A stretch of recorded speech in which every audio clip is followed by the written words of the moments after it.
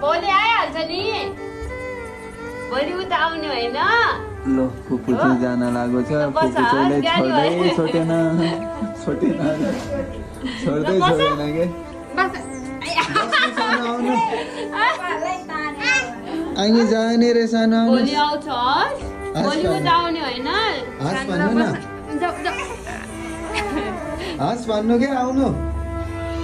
ल ज्ञानी भनेर बस ल ज्ञानी भएको खोइ त अनि ज्ञानी भएको खोइ त आमा बाई जानु फुपूसँगै जानु हाँस फुपूसँगै जानु हाँस हाँस भन्नु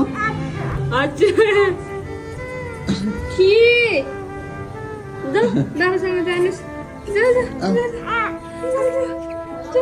नानी रे हो लैजा अब